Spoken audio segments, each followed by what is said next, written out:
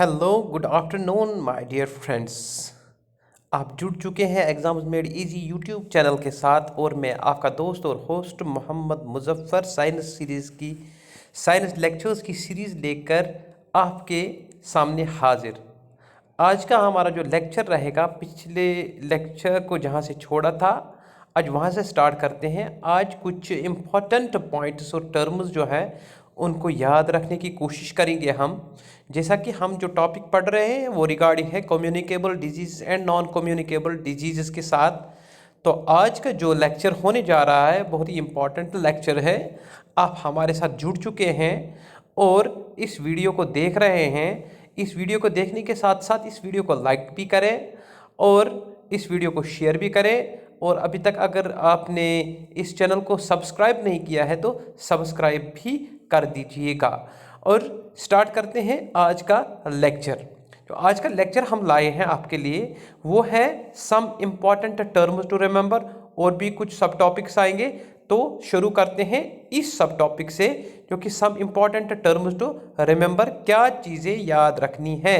बहुत सारे एमसीक्यूज इससे पूछे गए हैं। जैसे सबसे पहला वाला टर्म जो है वो है pathogen.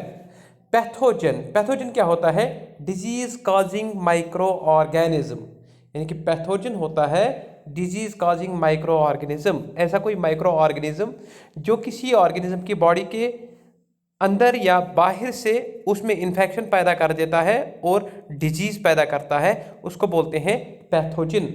A living organism which causes a disease. किस में डिजीज करता है? एक होस्ट में। जैसे मिसाल के तौर पर यहाँ पर एक सेल है, यहाँ से एक पैरासाइट आ गया, तो ये पैरासाइट ने क्या किया? ये इंडो पैरासाइट भी हो सकता है, एक्सो पैरासाइट भी हो सकता है। इंडो मीन्स अगर ये पैरासाइट बॉडी के अंदर रहता है तो उसको बोलते हैं इंडो पैरासाइट। अगर ये बॉडी के बाहर रहता है तो इसको कहते हैं एक्सो पैरासाइट। पैरासाइट का काम होता है कि एक तो ये शेल्टर लेता है और दूसरा अपना नॉरिशमेंट इसी होस्ट से हासिल करता है और इंटर्न होस्ट को क्या देता है? नुकसान देता है।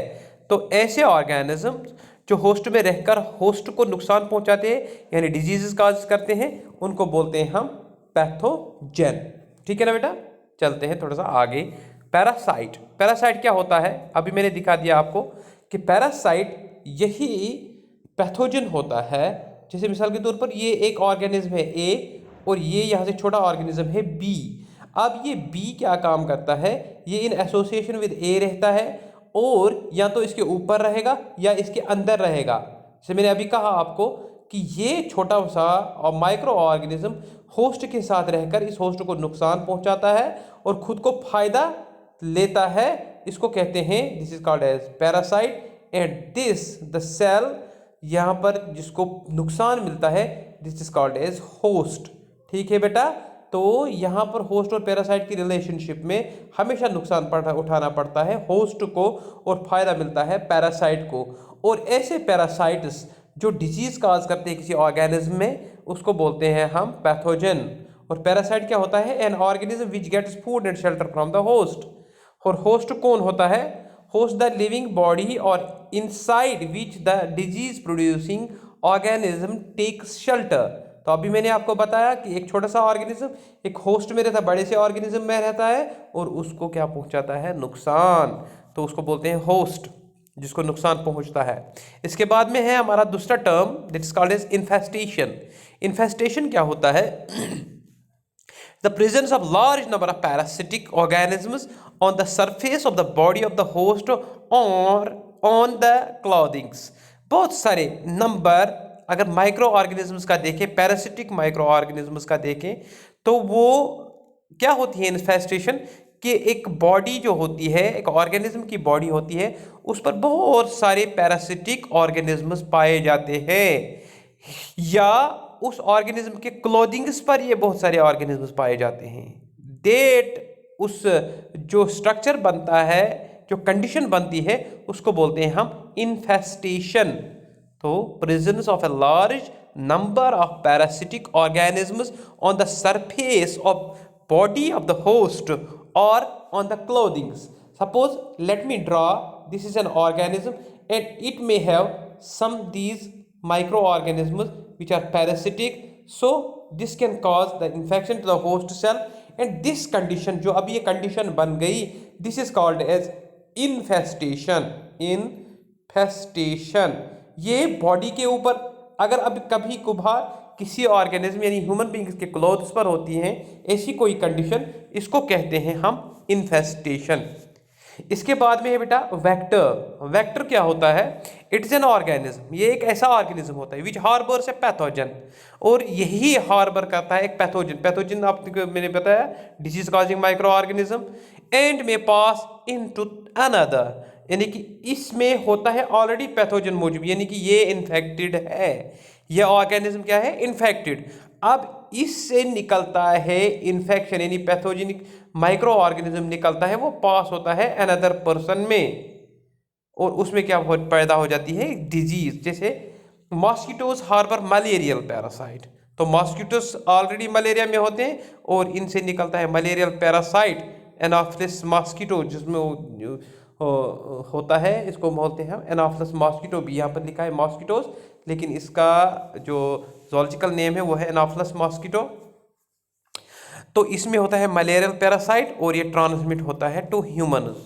ठीक, चलते हैं थोड़ा सा आगे। कैरियर किसको कहते हैं? कैरियर मीन्स कि कोई छोटा सा ऑर्गेनिज्म ये यहाँ से कैरी करता है एक छोटे पैरासिटिक माइक्रो ऑर्गेनिज्म को, और यहाँ से एक ह्यूमन बींग्स होता है तो उस पर कैरी कर देता है। ठीक है बेटा, इस पर कैरी कर देता है, लेकिन खुद इन्फेक्टेड नहीं होता है, उसको बोलते हैं कैरियर। ठीक है ना बेटा, ये छोटा सा माइक्रो ऑर्गेनिज्म इसके साथ कैरी करता है लेकिन खुद इन्फेक्टेड नहीं होता है, लेकिन इस माइक्रो ऑर्गेनिज्म को कैरी करता है to the human beings, that's called as carrier. तो यहाँ पर it's an organism which itself does not harbour the pathogen but physically transmit it to another person. जैसे हाउस फ्लाई आप देख लीजिए, उसको हम मक्खी कहते हैं। तो ये मक्खी क्या करती है? ये कॉलरा के जर्म्स को अपने टांगों पर लेकर चलती है और हमारे फूड पर बैठती है, और इस फूड से कॉन्टेमिनेट हो जाता है हमारा फूड, तो उस फूड को खाने के बाद इंसान बीमार हो जाता है, उसमें कॉलरा लग जाता है। इसके बाद में है दूसरा पॉइंट, इसको बोलते हैं रिजर्वायर।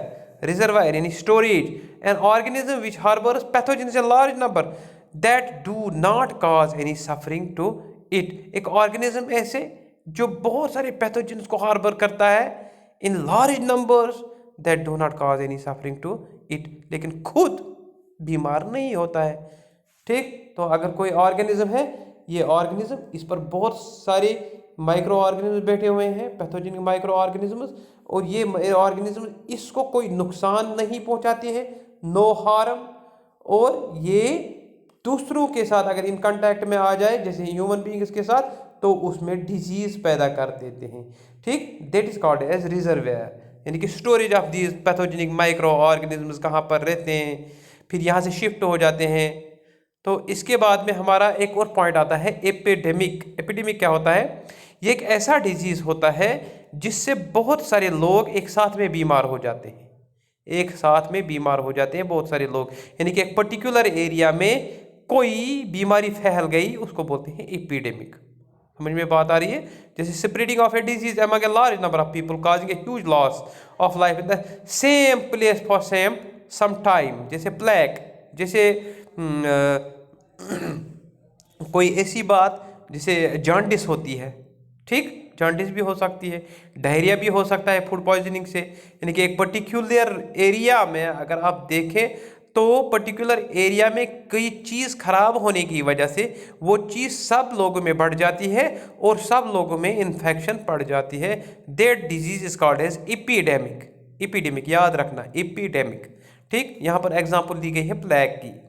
इस तरह से दूसरा वाला एंडेमिक। एंडेमिक क्या बोलते हैं? All over the world, sorry endemic बोलते हैं a disease which is regularly found among a particular group of people. एक पर्टिकुलर ग्रुप ऑफ पीपल उनमें पाया जाता है, ये रेगुलरली पाया जाता है, यानी कि ठीक होने का नाम ही नहीं लेते हैं, लेकिन बीमारी तो है। जैसे goitre, restricted to a certain locality of a country, जहाँ पर आयोडीन की कमी रहती है, ठीक है ना, तो वहाँ पर गोइटर ही गोइटर रहता है। तो इसके बाद है पेंडेमिक। पेंडेमिक पेंडेमिक डिजीज ऐसे डिजीज होते हैं जो ऑल ओवर द वर्ल्ड रहते हैं, उसको बोलते हैं एड्स, सॉरी उसका एग्जांपल है हमारे पास एड्स। आजकल जो और एक डिजीज चल रहा है जिसको बोलते हैं कोरोना वायरस की वजह से जो डिजीज चल रहा है, तो वो भी पेंडेमिक ही है, क्योंकि ये ऑल ओवर द वर्ल्ड चल रहा है और इसको बोलते हैं पेंडेमिक। इसके बाद बोलते हैं इंटरफेरॉन। इंटरफेरॉन यहाँ पर आपने जानने की कोशिश करनी है। अगर कोई सेल्स, बहुत सारी सेल्स होती हैं बॉडी में, तो ये सेल्स इन्फेक्ट हो गई हैं किसी वजह से, यानी वायरस लग गया इस पे और वायरस की वजह से क्या हो गई है, इन्फेक्ट। अब ये अपने बचाव में कुछ प्रोटीन सेक्रेट करती है, अपने बचाव में क्या करती है, कुछ प्रोटीन सेक्रेट करती हैं और ये प्रोटीन इनको बचाते हैं इन्फेक्शन होने से। That is called as interferon. The types of protein produced by the infected cells of the body when attacked by a virus which acts to prevent the further development of the same virus, तो उसको बोलते हैं interferon. यानी कि बहुत सारी sales जो infect हो गई हैं, वो अपने बचाव में, जो इन्फेक्शन करने वाला ऑर्गेनिज्म है वो तो ग्रोथ करता है, इसके बचाव में क्या करता है, प्रोटीन्स को सिंथेसाइज करके वो इन प्रोटीन्स को अपना दिफा बना के उस माइक्रो ऑर्गेनिज्म की जो पैथोजेनिक होता है उसकी ग्रोथ रोक देता है, उसको बोलते हैं इंटरफेरॉन। इसके बाद है inoculation, introduction of antigenic material inside the body to prevent suffering from a disease. तो अभी कभी कोई ये बॉडी जो ऑर्गेनिज्म की होती है उसमें कोई डिजीज तो लग गया, अब डिजीज तो इसमें है, लेकिन इस डिजीज को क्योर करने के लिए हम इसमें इनॉकुलेट कर देते हैं कुछ मेडिसिन और वो मेडिसिन उस डिजीज से बचाते हैं। तो जैसे ही हमने मेडिसिन इसको दी इस ऑर्गेनिज्म को, that is called as inoculation, introduction of antigenic material. तो ये जो मेडिसिन होती है एंटीजेनिक ही होती है और ये जब इनसाइड द बॉडी जाती है that is called as inoculation. ठीक, इसके बाद है वैक्सीनेशन। वैक्सीनेशन क्या होता है, injection of a weak strain of specific bacterium. Specific bacterium, जैसे मिसाल के तौर पर ये आपके पास एक सेल है, इसको कोई इन्फेक्शन लगनी अभी बाकी है, अभी नहीं लगी, लेकिन ये ऐसा मतलब अंदाज़ा होता है कि कभी कभार ये इन्फेक्शन लग सकती है। तो इसमें क्या करते हैं, इसमें हम करनाते हैं वैक्सीनेशन। क्या बनाते हैं, वैक्सीनेशन। वैक्सीनेशन क्या होती है, वीक स्ट्रेन होती है, वीक बहुत ही कमज़ोर स्ट्रेन होती है, इन्फेक्शस यानी डिजीज कॉजिंग माइक्रो ऑर्गेनिज्म की, डिजीज कॉजिंग माइक्रो ऑर्गेनिज्म की क्या होती है, वीक स्ट्रेन। ये हम इनॉकुलेट करते हैं, क्या करते हैं, इनॉकुलेट किसमें, एक ऑर्गेनिज्म में, जैसे यहाँ पर किया। अब यहाँ पर गया ये स्ट्रेन, ठीक है ना, तो ये डिजीज कॉजिंग है, लेकिन सेल में जो इम्यून सिस्टम होता है अपना, वो इसको देखती है और इसके खिलाफ एंटीजेन्स बनाती हैं। जैसे ही उसने एंटीजेन्स बनाई तो ये कमज़ोर है, इसके एंटीजेन्स तो स्ट्रांग होंगे, तो एंटीजेन्स निकलकर इसके साथ फाइट करेंगे, इसको ख़त्म कर देंगे। ठीक है ना, जैसे ही इसने इसको ख़त्म कर दिया तो सेल को लगता है कि नहीं मेरे पास बहुत ताकत है, इसमें हिम्मत बढ़ जाती है, ताकि अगर कभी कोई और पार्टिकल इसमें इस जैसा आए तब ये काम करता है, इसको भी हराने के लिए एंटीजन पैदा कर देता है और इसको भी आसानी से इसको हरा सकता है। That is called as vaccination. याद रहा आपको वैक्सीनेशन क्या होता है? वैक्सीनेशन जानने के लिए फिर से रिपीट कर दीजिएगा मेरा वीडियो, फिर से इसकी एक्सप्लेनेशन आ जाएगी। इसके बाद है इंक्यूबेशन पीरियड। इंक्यूबेशन पीरियड क्या होता है कि सपोज आप मानो कि एक सेल है, सपोज ये सेल है, अब इसमें एक इन्फेक्टेड मटेरियल आ गया, एक पैथोजेनिक माइक्रो ऑर्गेनिज्म आ गया, तो ये इसमें इनॉकुलेट हो गया, यानी कि यहाँ पर बैठ गया। अब ये क्या काम करेगा, ये सेल की मशीनरी को इस्तेमाल करके अपने आप को क्या करेगा, डिवाइड करते करते चला जाएगा। इसको कुछ टाइम तो लगेगा ना, डिवाइड करते करते चला गया वो, अब इतना डिवाइड हो गया कि इस सेल में इन्फेक्शन पैदा हो गई। अब यानी कि अगर ये ए तारीख को इसमें गया, बी तारीख में इन्फेक्शन पैदा हो गई, ए तारीख से बी तारीख तक जितना टाइम है, जितना टाइम इसको लगा इन्फेक्शन करने में, पहले इसके अंदर गया, फिर इन्फेक्शन कॉज करने में इसने कुछ टाइम लिया, then that is called as incubation period. उसको बोलते हैं incubation period. The period between entry of pathogen inside a healthy body and appearance of the symptoms of the disease, यानी कि जैसे बॉडी के अंदर चला गया, फिर वहां पर ग्रो किया और इन्फेक्शन की, और उस इन्फेक्शन के सिम्टम्स निकलने आए, that is called as incubation period. आप देखते हैं सिम्टम्स क्या होते हैं। तो सिम्टम्स होते हैं स्पेसिफिक मॉर्फोलॉजिकल और physiological expressions which appear on the diseased organisms and help in the identification of the disease। हर कोई डिजीज, हर कोई इन्फेक्शन जो होती है, इसके अपने अपने सिम्टम्स होते हैं, ठीक है ना, अपने अपने सिम्टम्स होते हैं। तो symptoms means indications, symptoms means indications. जैसे मिसाल के तौर पर कभी किसी का यूरिन खराब हो जाता है, यूरिनरी ट्रैक्ट की इन्फेक्शन हो जाती है, तो वहां पर क्या होता है, एब्डोमिनल पेन हो जाती है, ठीक, यूरिन कम कम बाहर आ जाता है, ठीक है ना, प्यास ज्यादा लग जाती है, आप बिल्कुल मतलब वो क्या बोलते हैं, डिजीनेस फील कर देते हैं। तो these are the symptoms of urinary tract infection के। तो इस सिम्टम्स ये बोलते हैं इंडिकेशंस को, ये इंडिकेट करवाता है कि किस टाइप की इन्फेक्शन हुई है, तो उसी टाइप की इन्फेक्शन को फिर ट्रीट किया जाता है। तो स्पेसिफिक मॉर्फोलॉजिकल और physiological expressions which appear on the diseased organism and help in the identification of the disease, ठीक। तो ये हो गया हमारा सिम्टम, ओके। तो ये हो गए कुछ पॉइंट जो रिमेंबर करने थे आपको, तो फिर से रिवाइज करते चलिए जाएगा और आपको ये याद रहेंगे, ठीक है ना। Now coming to the next point, that's communicable diseases. और ये कम्युनिकेबल डिजीजेस जो होते हैं, these are also called infectious disease. और कम्युनिकेबल डिजीज को हमने पिछले दफ़ा डिफाइन भी किया था कि ये वो डिजीज हैं जो स्प्रेड होती हैं from person to person, from an unhealthy person to healthy person, यानी कि फैल जाते हैं, ठीक है ना, ये डिजीज फैल जाती है। The disease which spread from one diseased person to another through contaminated food. तो कैसे, यानी कि ये वो डिजीज हैं जो एक अनहेल्दी पर्सन से हेल्दी पर्सन को लग जाती हैं। कैसे, या तो कंटेमिनेटेड फूड होगा, या वाटर कंटेमिनेट होगा, या कॉन्टैक्ट से चला जाएगा, ठीक है ना, थ्रो इंसेक्टिसाइड्स, इंसेक्ट सॉरी, ये इसने लिखा है इंसेक्टिसाइड्स, लेकिन इंसेक्टिसाइड्स तो हो गए इंसेक्ट मारने की दवाई। तो ये इंसेक्ट्स कैरी कर देते हैं to healthy person and animals are called the communicable disease. These are caused by different causative agents, और उनको बोलते हैं पैथोजेन्स। पैथोजेन्स मैंने आपसे पहले भी कहा था कि pathogens are those organism which can cause diseases in the host, so these are called as pathogens. तो हमारे जो डिजीज हैं वो यहाँ पर देखते हैं कि वायरस से कौन कौन से डिजीज होते हैं, ये आपने बहुत ज़्यादा याद रखने हैं। यहाँ पर बहुत ज़्यादा रट्टा मारना है कि वायरस से कितने डिजीज होते हैं, बैक्टीरिया से कितने, प्रोटोजोआ से कितने वगैरह, और उनका क्या सिम्टम है, वो इंक्यूबेशन पीरियड क्या है, और फिर क्योर कैसे कर सकते हैं, ट्रीट कैसे कर सकते हैं, ये आपने सब याद रखना है।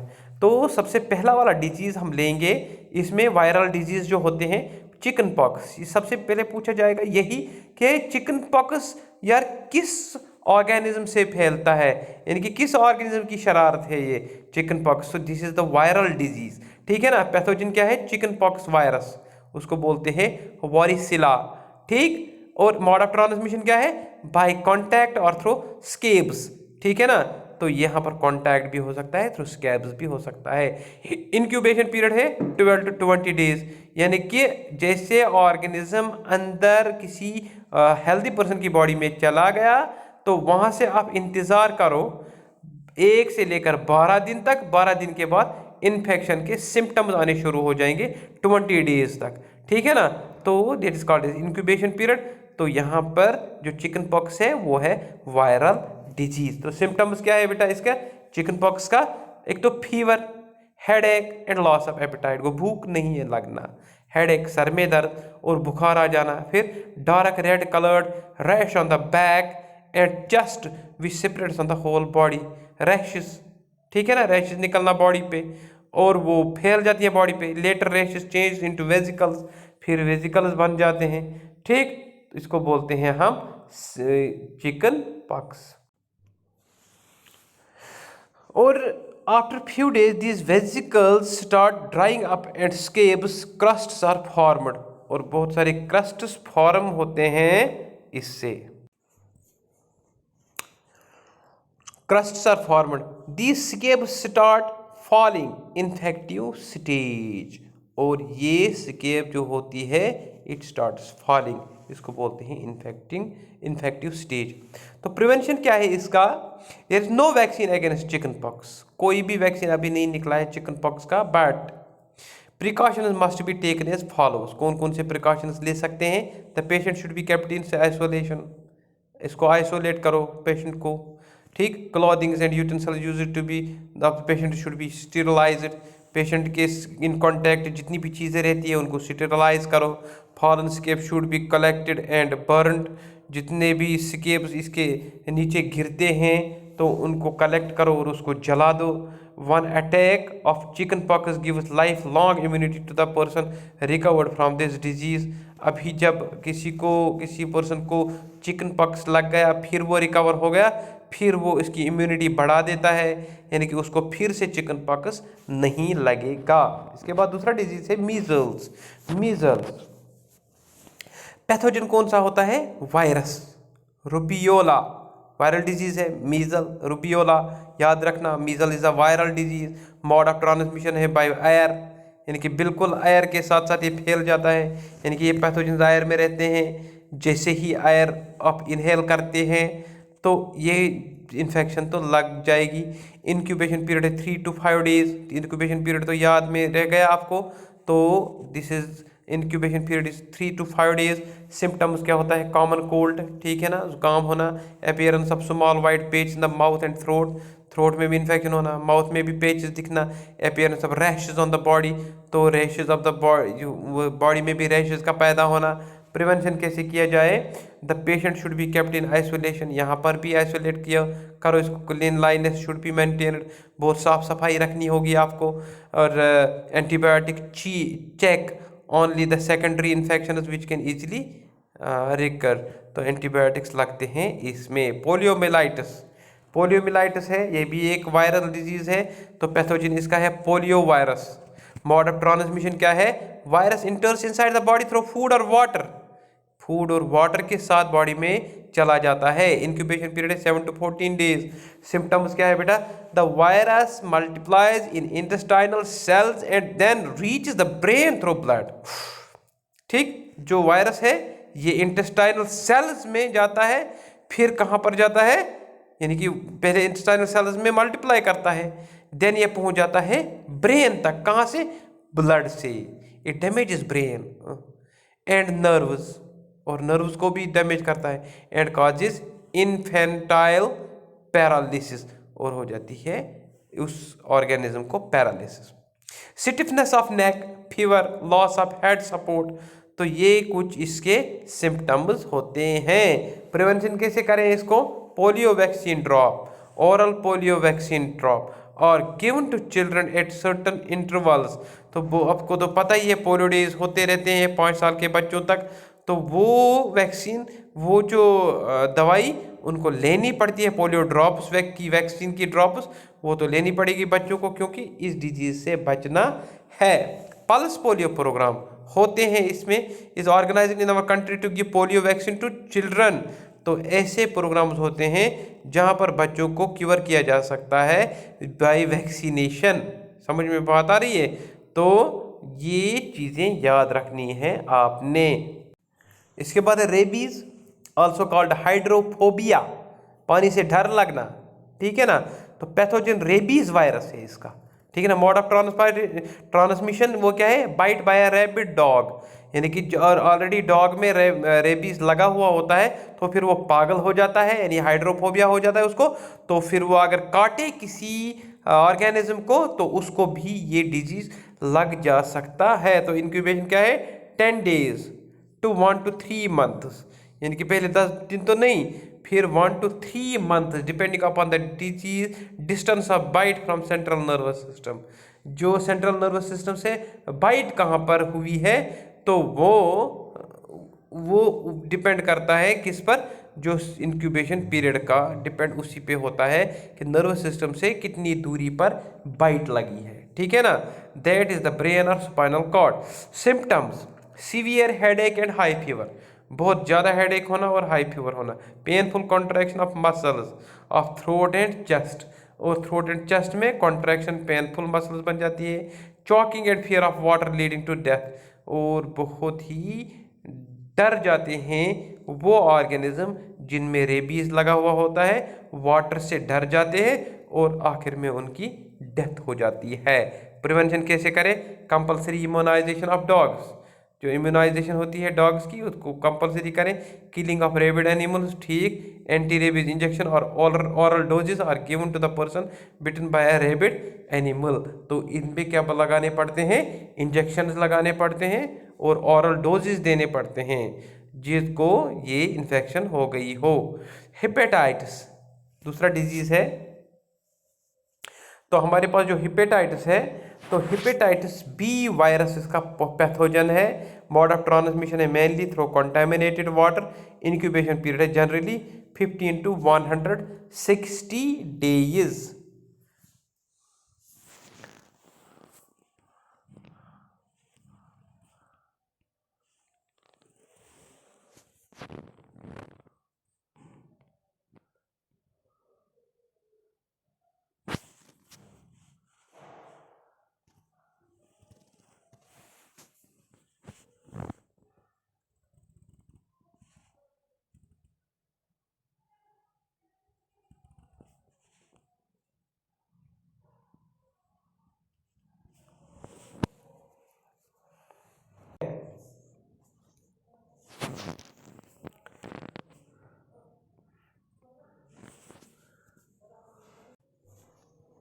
There are many strains of influenza virus.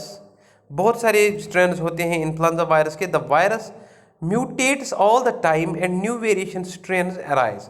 और ये वायरस क्या करता है? म्यूटेशन, अपने अंदर में चेंज लाता है और इन चेंजेस की वजह से नए नए स्ट्रेन्स बनते रहते हैं। This constant changing enables the virus to evade the immune system of its host. और ये क्या करता है? जिस होस्ट में ये बैठता है उसी के इम्यून सिस्टम को इवेड कर देता है। Unfortunately immunity against one strain which is conferred by exposure और immunization does not protect any against one strain. तो जैसे ही ये वायरस अंदर चला जाता है, ये होस्ट की एक स्ट्रेन को बिल्कुल इन्वॉल्व कर देता है, तो वहाँ से इम्यूनिटी फेल हो जाती है। A person infected with influenza virus develops antibodies against the virus. और ये जो पर्सन होता है जिसको इन्फेक्ट हुआ होता है, ये इसमें डेवलप हो जाती है एंटीबॉडीज इस वायरस के against.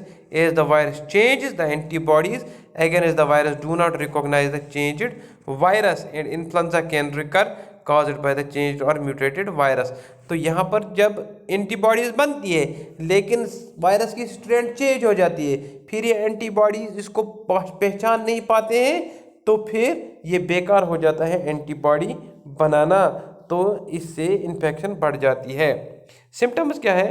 Typical symptoms of the influenza include fever, बहुत ज़्यादा हो जाता है 100 Fahrenheit to 103 degree Fahrenheit in adults and often even higher in children's.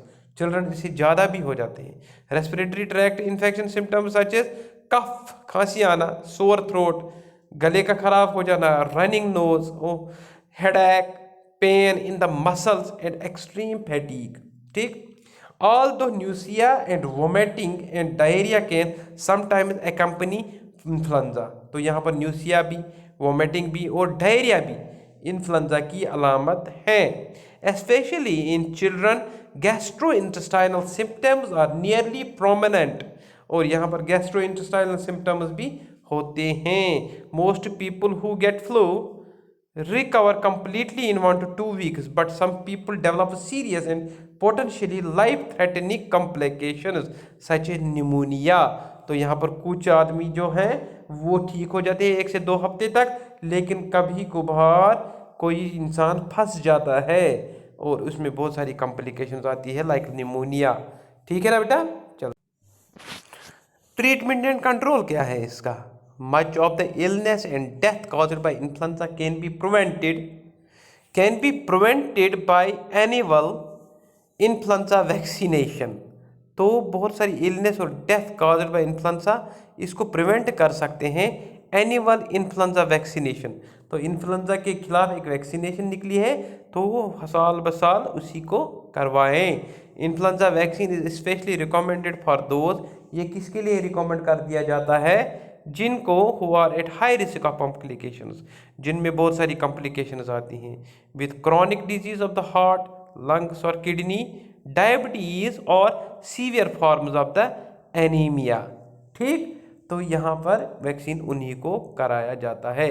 The person suffering from influenza should, तो उनको क्या करना चाहिए अगर किसी को इन्फ्लुएंजा हुआ है?